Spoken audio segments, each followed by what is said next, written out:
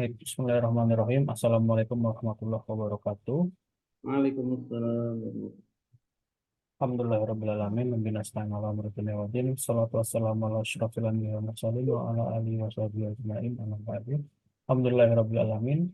Kita masih bisa diberi kenikmatan sehat, nikmat sehat walafiat, dan nikmat bisa kembali berkumpul bersama Ustaz kita, Ustaz Ahmad Jailani, di kajian rutin Pekanan Agenda Village pada kesempatan siang hari ini. Dan marilah kita mulai kajian pada siang hari ini dengan sama-sama membaca basmalah. Bismillahirrahmanirrahim. Bismillahirrahmanirrahim. Pada Ustaz, waktu dan tempat kami persilahkan kalau tafadhol Maskuran Ustaz. Baik, Bismillahirrahmanirrahim. Alhamdulillahirabbil alamin. Wassalatu wassalamu ala asrofil anbiya'i wal mursalin wa imamil muttaqin wa ala alihi wa sahbihi ajma'in. Allahumma inni a'udzu bika an adilla aw adalla aw azilla aw uzalla aw adlima aw uzlama aw ajhala yuhlayya. Rabbi shrah li sadri wa yassir li amri wa tatammi lisani yafqahu qawli. Subhanallah. Ifani wa akhwati rahimahullah. Tahiyyatukum bi tahiyatul Islam. Assalamualaikum warahmatullahi wabarakatuh. Alhamdulillah, di pagi jelang siang ini kita lanjutkan kembali kajian kita di kitab Al-Buyu Al-Mu'assirah yang ditulis oleh Syekh Lutfi As-Sabatin, dan kita masuk dalam pembahasan macam-macam jual beli, bab atau subbab tentang akad yang di dalamnya ada percampuran antara akad jual beli dan akad ijarah. Nah, kita akan bahas beberapa model jual beli. Yang pertama kita akan bahas tentang al-istisna, jual beli pesan bangun atau pesan buat. Kemudian yang kedua jual beli ta'ahud, akad tawrid. Kemudian kita juga akan bahas tentang al-ihtikar. Ihtikar itu adalah terkait dengan jual beli, penimbunan harta atau barang, itu ihtikar. Kemudian kita akan bahas tentang pematokan harga, seperti yang berpatokan harga. Kemudian as-suf'ah, ya, hak yang membeli lebih dulu, ya, itu seperti ya. Suf'ah itu juga nanti kita akan bahas banyak hal yang bagus, ya, kita tambah informasi. Kemudian ya mungkin sampai situ ya. Nanti terakhir kita akan sebutkan hukum-hukum umum berkaitan dengan jual beli. Baik. Nah, yang pertama ada model akad. Ya, akad yang terjadi di dalam jual beli itu adalah istisna. Ya. Jadi istisna ini hukumnya boleh dan telah ditetapkan dalam sunnah. Ya. Misalkan Rasulullah itu pernah memesan dibuatkan cincin, ya. Kemudian pernah memesan dibuatkan mimbar.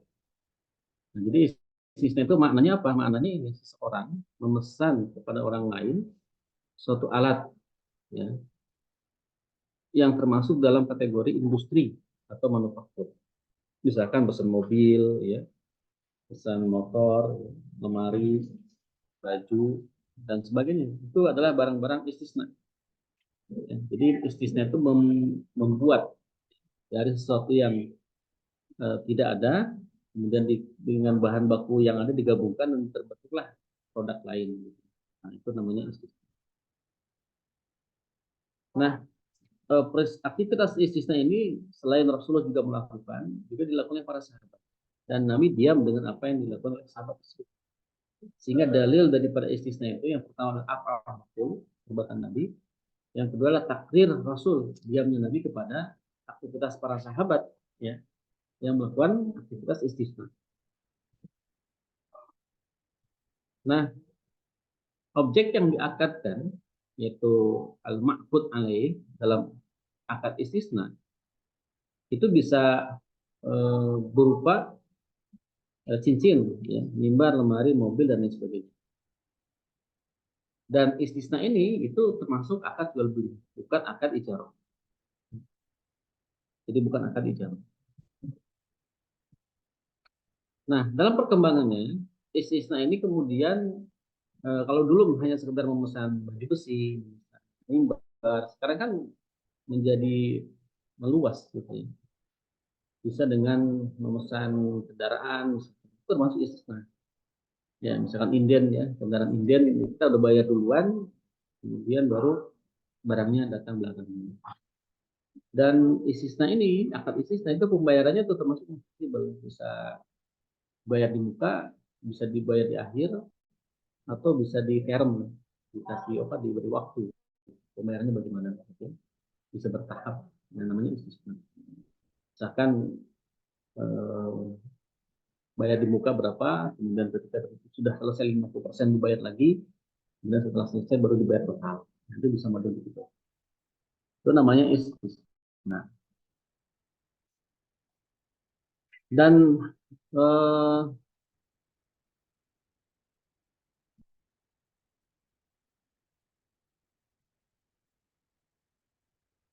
dalam istisna ada beberapa larangan tidak boleh dilakukan dalam akad istisna. Yang pertama adalah tadlis. Tidak boleh ada penipuan, baik dalam zat atau barang atau dalam alat pembayaran.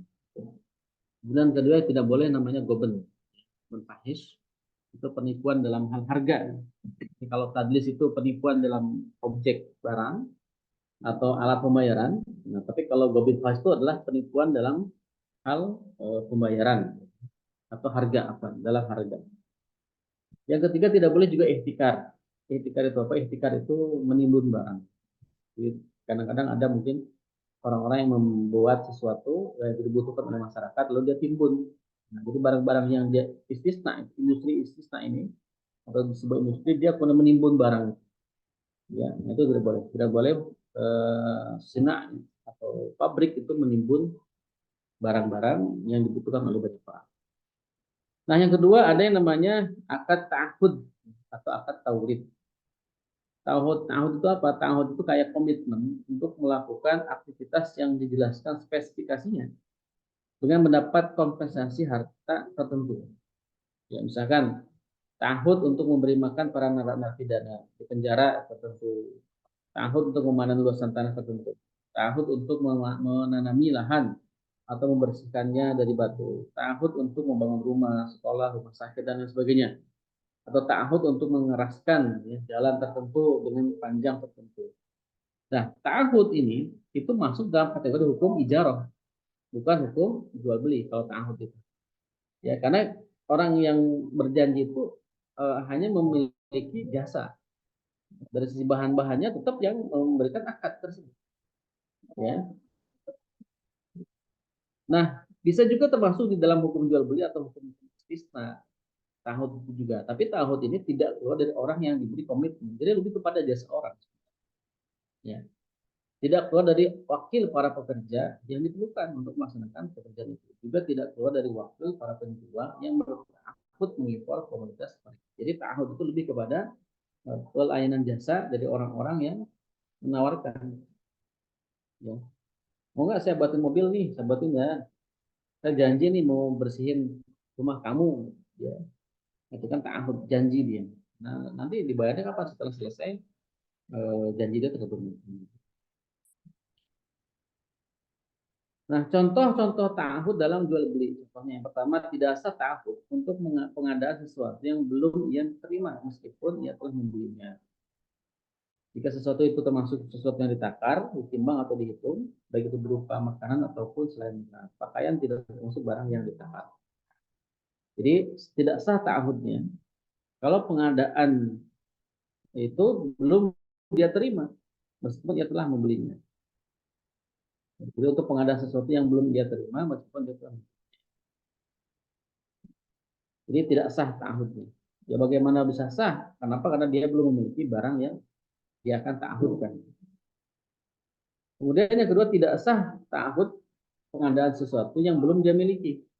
Ya, misalkan dia membuat anyaman, tapi bambu yang dia pakai bukan milik dia, tapi milik orang lain. Maka dia tidak boleh.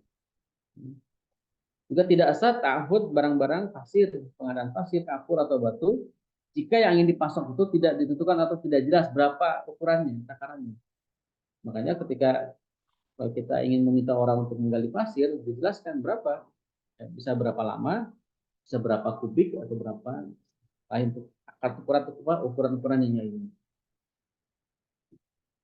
Kemudian tidak sah ta'ahud untuk membangun rumah, membuat pintu, menggali sumur minyak atau mengeluarkan barang tambang jika jenis bangunan, pembuatan pintu atau semacamnya tidak tertentu atau tidak diketahui dengan pengetahuan yang bisa menjelaskan ketidakjelasan. Misalkan diminta buat bangun rumah, tapi ukurannya nggak jelas. Terserah Bapak, udah yang gimana aja, harus jelas dari awal ukurannya, mungkin denahnya, misalnya posisi-posisinya, pintu di mana, jendela di mana, kamar di mana, ruang tamu di mana, itu harus jelas. Nah, kemudian yang ketiga, ini pembahasan di luar jual beli, tapi dia terikat dengan jual beli, yaitu ihtikar. Nah, ihtikar itu apa? Ihtikar itu menghimpun harta, ya, dan ini hukumnya haram. Ya. Dan sangat tegas Allah dan Rasulnya mengharamkan. Misalkan dalam hadis yang diriwayatkan di dalam Sahih Muslim dari Sa'id bin Musayyab, dari Umar bin Abdullah al-Adawi, bahwa Nabi pernah bersabda, Rasulullah SAW pernah bersabda, la yahtakiru illa khatun. Tidaklah menimbun kecuali orang yang berbuat salah. Ya. Dan tidak cukup di situ, ada hadis yang lain. Misalkan hadis yang diriwayatkan oleh dari Al-Akram dari Abu Ummamah yang berkata, nah Rasulullah Shallallahu Alaihi Wasallam an yahtakira fit'an. Ya, bahwa Rasulullah melarang menimbun dalam hal makanan. Juga dari Said Al-Musayyab hadis lagi yang lain, manih taqara fa huwa khati'un. Siapa saja yang menimbun maka dia orang yang salah. Khati'un itu berarti orang salah yang berdosa. Ya. Yang dimaksud dengan al-khati ini adalah orang yang berdosa. Nah, larangan di dalam hadis-hadis di atas itu memberikan pengertian tuntutan larangan itu sudah mencapai tuntutan yang pasti atau jaziman. Nah, berarti ketika ada tuntutan yang pasti atau jazim, maka yufidu ila pola bitarki. Berarti dia meminta kita untuk meninggalkannya. Artinya perbuatan tersebut haram gitu. Ya. Di istinbat hukumnya begitu. Pengambilan hukumnya dari dalil-dalil Al-Quran tadi. Jadi karena ini adalah perintah atau larangan untuk meninggalkannya dan larangan itu mengandung korinah yang kuat. Setelah itu korinah yang kuat itu yang pertama adalah menggunakan kalimat khati'un. Artinya orang yang ihtikad itu dia salah, dia dosa. Ini menunjukkan indikasi yang kuat, ya, tuntutan untuk meninggalkan ihtikad atau menimbun. Nah, orang yang menimbun disebut muhtakir. Ya. Orangnya itu muhtakir, tapi aktivitasnya adalah ihtikar, menimbun. Nah, muhtakir siapa? Orang yang mengumpulkan barang untuk menunggu harganya naik hingga ia bisa menjualnya dengan harga mahal. Sehingga penduduk negeri itu menjadi sulit untuk membelinya. Jadi penimbunan itu terjadi biasanya karena si orang yang nimbun itu berharap mendapatkan untung besar dengan menunggu kenaikan harga. Seperti kemarin kita sempat kesulitan minyak goreng gitu kan. Ternyata beberapa perusahaan malah nimbun, ya sengaja ditimbun, kemudian dijual dengan harga dinaikkan. Jadi itu satu momen yang disengaja dilakukan untuk mendapatkan untung yang besar. Nah, itu tidak boleh. Tidak boleh perusahaan personal menimbun barang-barang, apalagi barang itu kebutuhan pokok misalkan, ya ditimbun untuk waktu tertentu agar mendapatkan harga yang tinggi. Kan nanti ketika langka barang itu kan menjadi mahal. Ini tidak boleh, ya. Larangannya sangat tegas sekali. Tidak boleh dalam Islam seseorang menimbun barang apapun. Biasanya tidak dijelaskan barang yang spesifik. Walaupun ada hadis yang menyatakan nah Rasulullah Shallallahu Alaihi Wasallam an yahtaqira fil ta'am, yaitu bukan bermaksud mengkhususkan. Tetap makna ihtikarnya mana umum. Makna bahwa man ihtakara bahwa khatiun atau la yahtakiru illa khatiun. Itu udah makna umum. Nah, sedangkan to'am itu merupakan bagian daripada yang tidak boleh ditimbun. Penjelasan ini. Jadi bukan berarti menimbun itu hanya pada makanan saja. Di luar, di manapun, barang apapun. Mau makanan, mau sembako, misalnya. Atau barang-barang lainnya memang langka, misalkan spare part kendaraan, misalkan. Atau spare part HP, kadang-kadang dibuat langka, itu kan jarang mahal, misalnya. Itu enggak boleh. Jadi barang apapun yang kalau ditimbun itu bisa menimbulkan kenaikan harga di luar sana, maka itu tidak boleh. Ya. Tidak boleh ditimbun. Nah, ikhwani wa akhwati rahimakumullah. Jadi Itu yang pertama ya. Untuk ihtikar ini pertama tidak boleh menimbun barang. Yang kedua, barangnya apa saja, tidak hanya sekedar makanan. Kemudian eh, tidak ada batasan hari atau waktu. Pokoknya selama barang itu sedang dibutuhkan, lalu selama itu pula dia menimbun, maka itu harus. Jadi barang itu harus dikeluarkan. Kecuali kalau memang dia membeli barang itu bukan untuk diperjualbelikan kembali, ya. Dan memang kebutuhannya sekian, gitu. Kan mungkin ada suatu keluarga jumlah anggota keluarganya banyak, maka dia memborong banyak, ya nggak mungkin sedikit karena anggota keluarganya banyak, ya. Maka kalau modelnya begitu itu boleh, itu namanya bukan menimbun, dia hanya menyimpan untuk memenuhi kebutuhan keluarganya sekitar 1 bulan misalnya, ya. Yang namanya menimbun itu ya memang sengaja dia menimbun untuk menunggu harganya naik, nah itu yang nggak boleh, ya. Nah walaupun terjadi akad nantinya, misalkan barang timbunan itu dikeluarkan terjual, apa nggak boleh kita membeli? Boleh-boleh saja, karena akad jual belinya sah sebenarnya selama terpenuhi syarat-syarat dan rukun jual beli. Walaupun itu barangnya barang ihtikar misalnya. Yang haram itu bukan barangnya. Yang haram itu adalah perbuatan ihtikarnya. Berarti si penjual yang menimbun itu yang berdosa. Dan kita si pembelinya tidak ikut berdosa. Ya. Karena barang yang kita beli itu kita tidak tahu apakah memang ketimbunan atau tidak. Walaupun kita tahu pun itu tidak masalah. Karena akadnya berbeda. Akad kita berbeda dengan akadnya.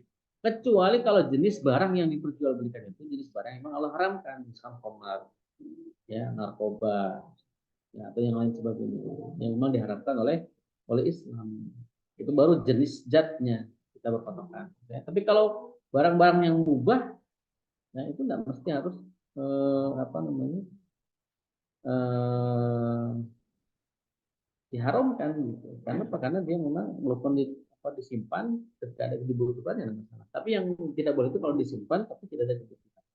Itu namanya menghambat orang lain untuk mendapatkan barang tersebut padahal bisa jadi mereka butuh. Ya.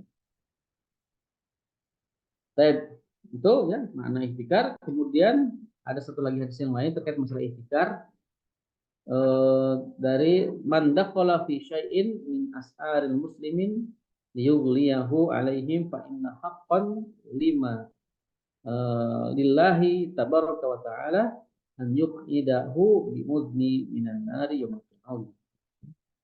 Jadi siapa saja yang mengintervensi harga barang di tengah-tengah kaum muslimin untuk membuatnya mahal atas mereka, maka adalah wajib bagi Allah untuk menundukkannya di atas alas dari api neraka pada hari kiamat nanti.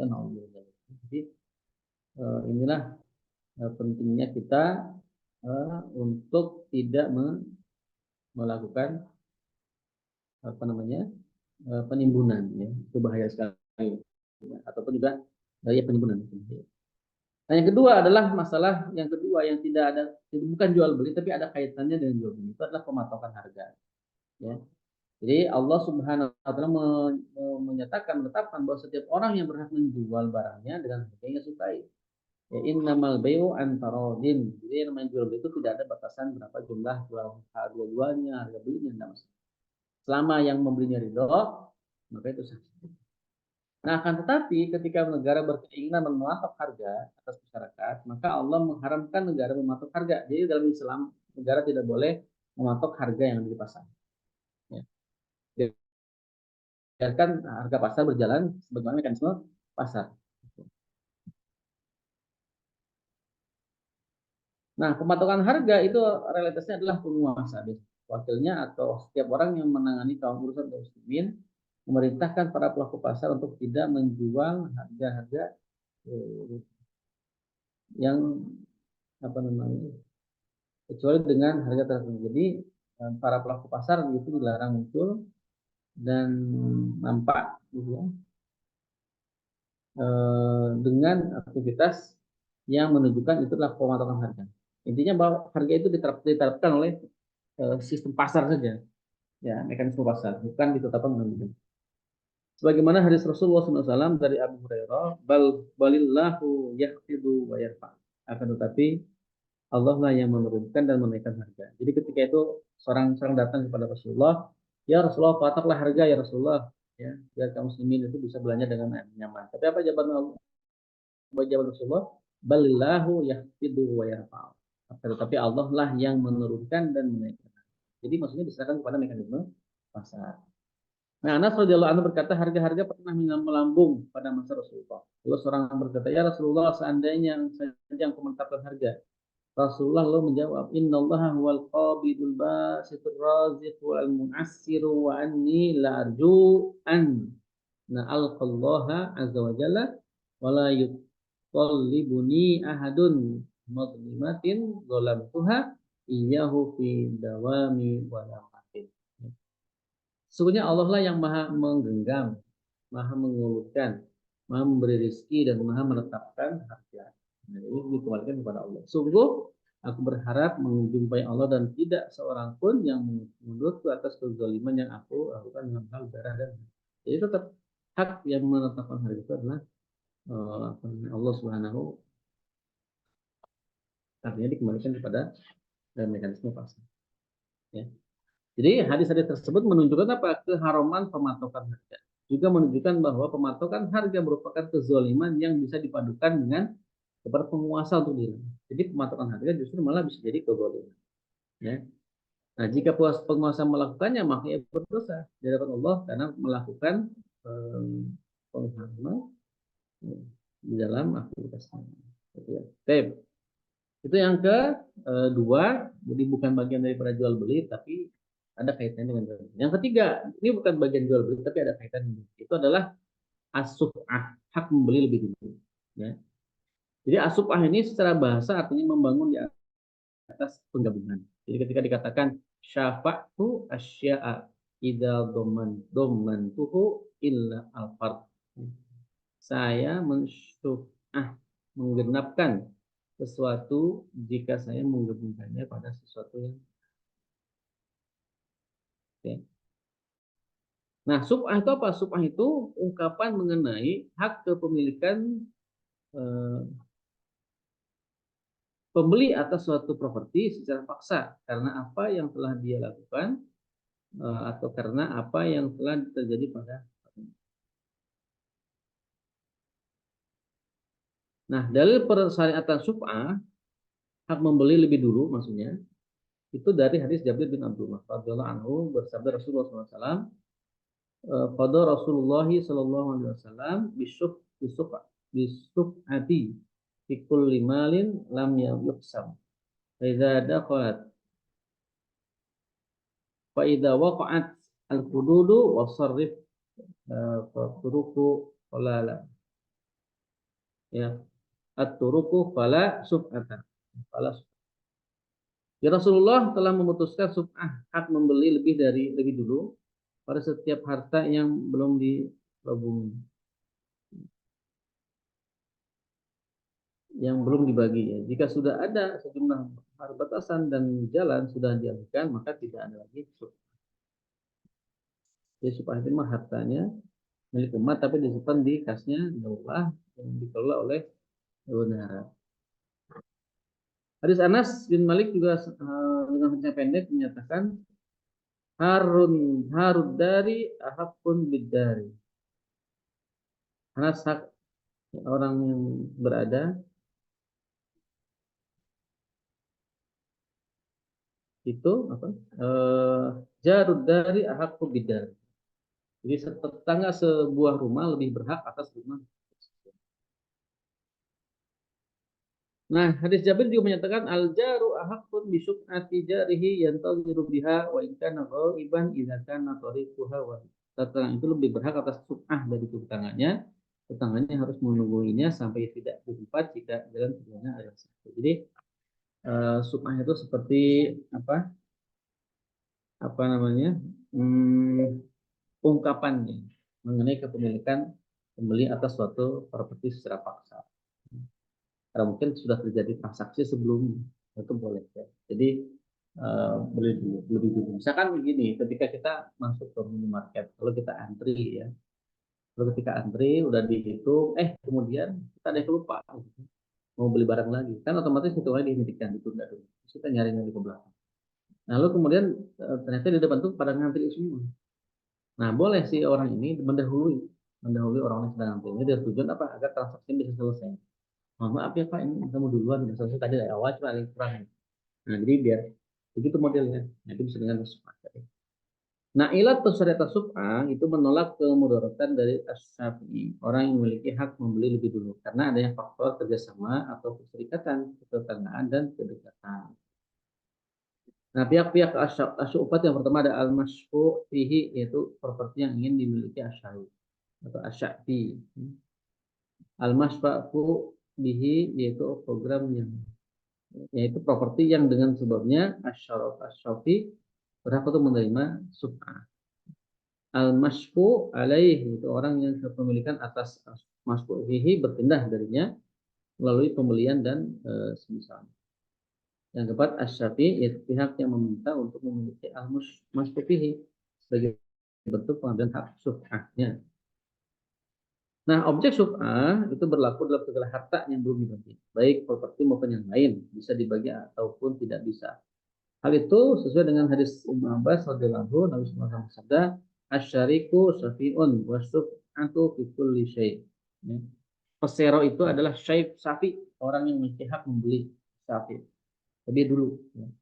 Dan suf'ah, hak membeli lebih dulu itu berlaku pada segala sesuatu. Jadi memang ada orang-orang tertentu yang dibeli seperti privilege, atau kewenangan untuk melakukan transaksi lebih dulu dan sebagainya. Mungkin tadi karena tadi sebelumnya pernah. Ya. Kemudian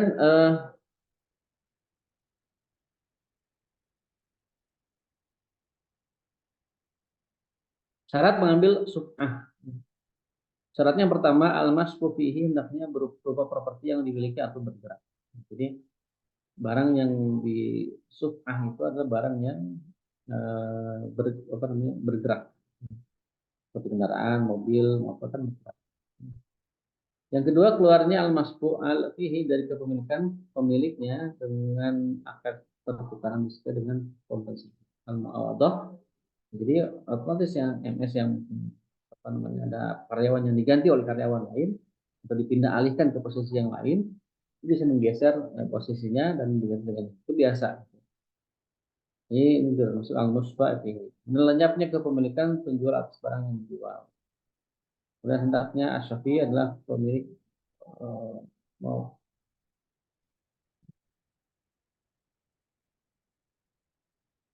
hendaknya asyafi adalah pemilik al-musfu bihi pada kejantanan asyafi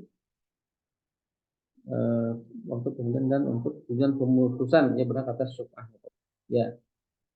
Jadi asyafi ini adalah pemilik al-masfu'nya yang disimpannya atau yang dimiliki ya, al-masfu bihi ya pada waktu pembelian. Nah, yang kelima hendaknya asyafi itu tidak ridho terhadap jual beli ya.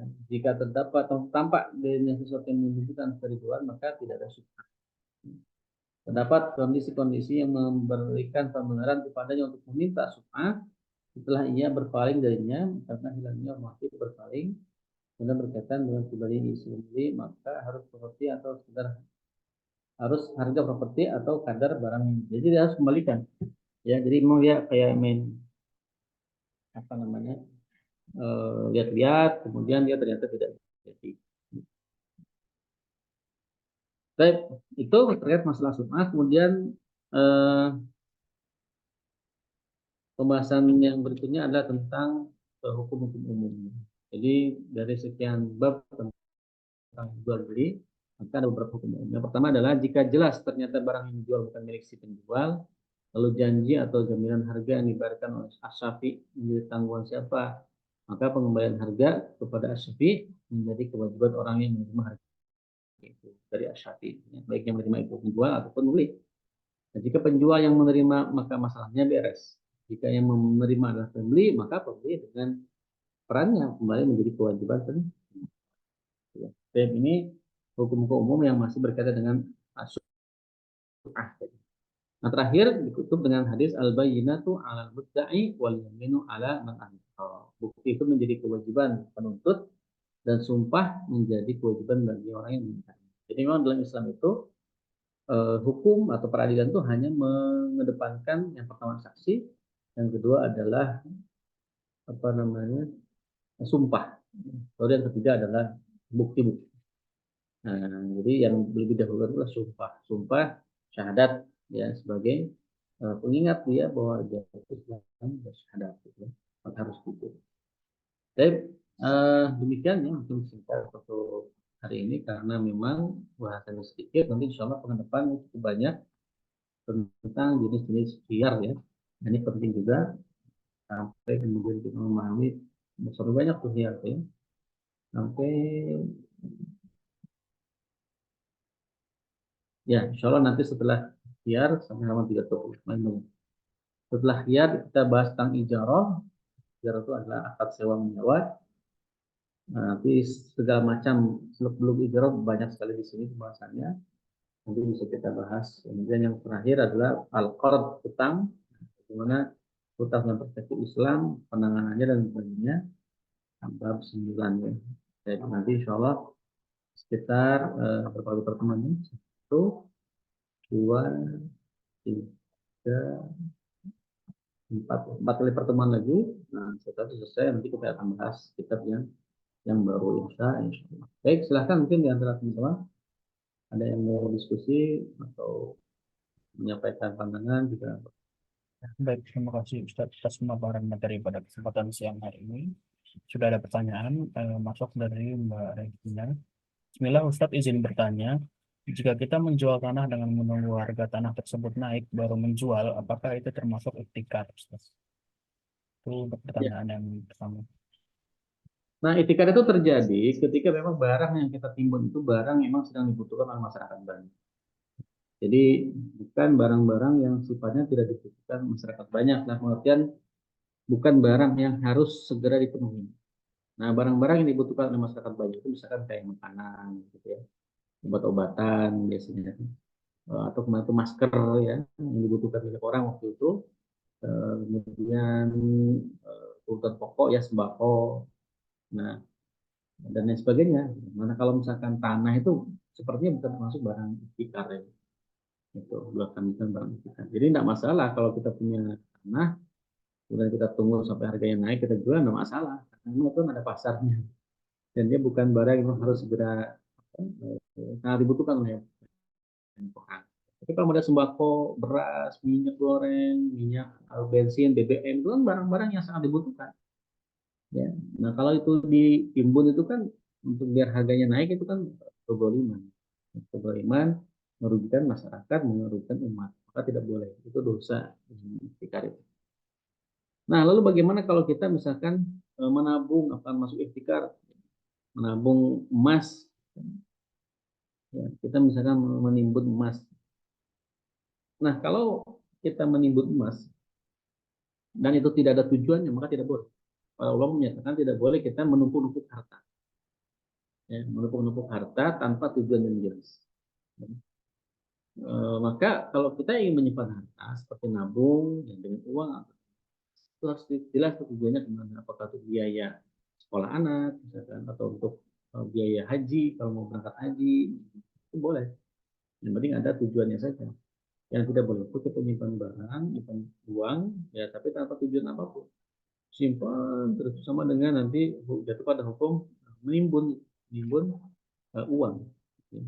Padahal dalam Islam itu uang itu tidak boleh berhenti, uang itu harus muter-muter. Makanya konsep Islam itu bukan apa memperkuat orang untuk nabung, tapi justru memperkuat orang untuk investasi. Karena dengan investasi itu uang itu muter. Dan ketika uang itu muter tidak akan terjadi inflasi. Kan begitu. Nah, selama ini kan banyak orang yang nyimpan uang, sehingga uang menjadi langka dicetak lagi lama-lama jadi kalau nggak inflasi gitu. Apa di inflasi dan apa satu lagi deh uh, apa lawan inflasi itu? Jadi lupa. Apa Aisan? Pasti deflasi. Nah, deflasi betul ya. Inflasi, deflasi betul. Sampai lupa. Jadi gitu ya. Jadi kalau tanah mah bukan termasuk barang yang bisa dipinjam. Jadi silakan saja. Yang tidak boleh itu tanah masalah tanah itu tidak boleh tanah itu dianggurkan selama 3 tahun maksimal. Dalam Islam, tanah yang dianggurkan selama 3 tahun maksimal itu boleh diambil oleh orang lain. Kepemilikannya bisa pindah. Ya, baik tanah itu tanah warisan, tanah hasil dia beli, tanah hasil diberi sama orang, misalkan, atau tanah pemberian negara.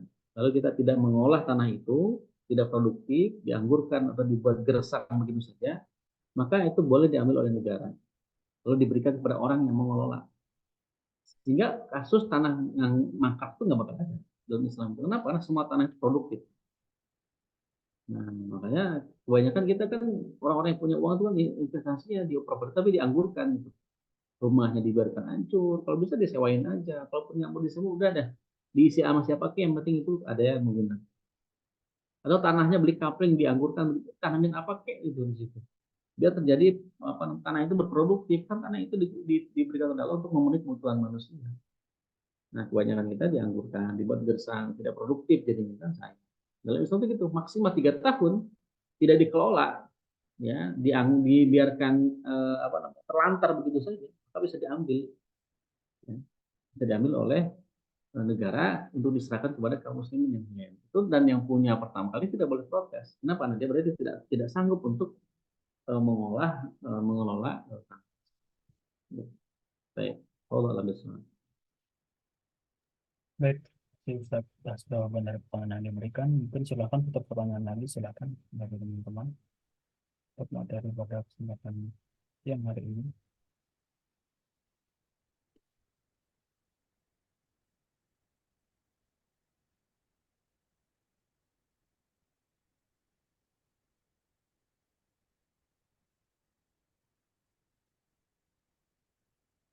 Nah, sepertinya tidak ada, Mas Izan. Iya, baik, Ustaz. Ya, baik. Terima kasih penjelasannya atas kesempatannya dan juga waktunya untuk memaparkan ilmu pada kesempatan siang hari ini. Dan sampailah kita di penghujung pada kajian siang hari ini. Marilah kita tutup kajian siang hari ini dengan sama-sama membaca alhamdulillah. Alhamdulillahirrahmanirrahim. Dan membaca doa Alhamdulillah. kafaratul majlis. Subhanakallahumma wa bihamdika. Asyhadu an la ilaha illa anta astaghfiruka wa atubu ilaik. Terima kasih. Izin mengingatkan teman-teman untuk sedekah Palestina seperti biasa dibuka oleh Mbak Lina di grup kajian. Terima kasih. Wassalamualaikum warahmatullahi wabarakatuh. Waalaikumsalam.